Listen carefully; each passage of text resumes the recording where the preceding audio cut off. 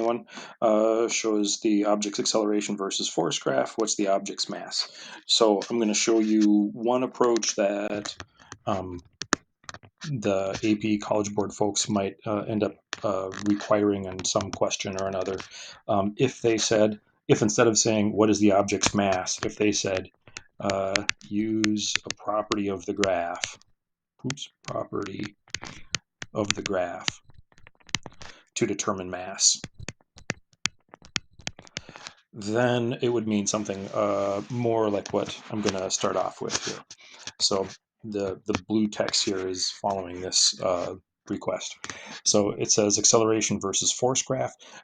General assumptions, I'm going to assume that they mean total force, or sum of all forces, because if this was some individual force, we wouldn't be guaranteed any relationship. So if I'm going to use a property of a graph, a property of the graph generally means something like the slope of a graph, the y-intercept, maybe the area under the curve, could be like a maxima or minima, an extreme value, something like that. Data points wouldn't really count as a property of a graph. So if I'm supposed to do this with using a property of the graph, well, I'm going to say, well, I know I'm looking at total force and acceleration. So if I use Newton's second law, I can say total force equals mass times acceleration. And then if I look at this, I've got a straight line, y equals mx. We would often say then plus b, but here they say, hey, our y-intercept is 0. So get rid of that. Now the y-axis on our graph is acceleration. The x-axis on our graph is total force. So we need to figure out what the slope is, and I'm writing the word slope out because using m for slope and then also m for mass, sketchy. So if we can figure out what the slope is in relation to this relationship, or this y equals mx plus b form, then we can probably get the mass, because that's the one thing missing here. So now if I go back to the total force equation, I can say, well, the sum of all forces is m times a. Here we've got y equals the slope times total force. We've got acceleration on its own. So if I get acceleration on its own here, I get acceleration is the sum of all forces over the mass.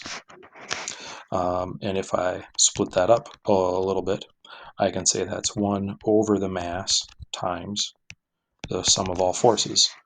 So this is telling me y equals slope times x.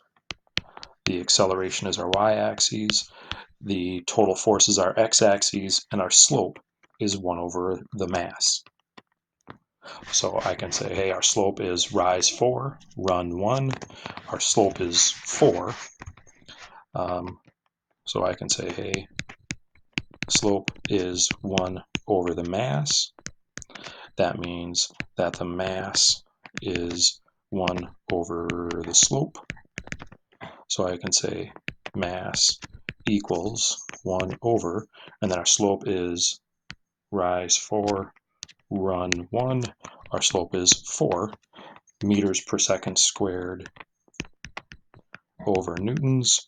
And I have meters per second squared over newtons in the bottom. So that's really like saying mass is 0.25. And then 1 over meters per second squared newtons, that's the same thing as a kilogram. To work that out is a long process that I don't know is valuable for our time right now. But so if they say using a property of the graph, then we're doing something like this. If they don't say using a property of the graph, and they just say, hey, what's the object's mass, like this question does, well, then I can go a little bit simpler and say m times a. I want to find mass.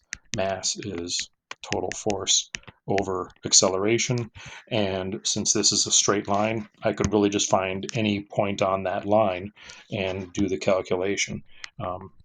That's a nice easy point right there, that top corner. So I could say mass is total force, 1 Newton, acceleration, 4 meters per second squared. So I get a mass of 1/4 of a kilogram, or I get a mass of 0.25 kilograms. The only thing to be careful about when choosing the point on there, just about any point will do, since this is a straight line with no data points. The one point that doesn't work, well, if you chose 0, 0, we're kind of buggered up there. Um, but since it's a straight line with a y-intercept of 0, any point on there will work. However, if this is a lab question and they give us like data points and then the straight line, it's forbidden to ever use the data points. Like that loses any possible point for that part of the question that you can possibly lose. So if they give you a bunch of data points and then the straight line, holy cow, make sure you're using the straight line, not data points.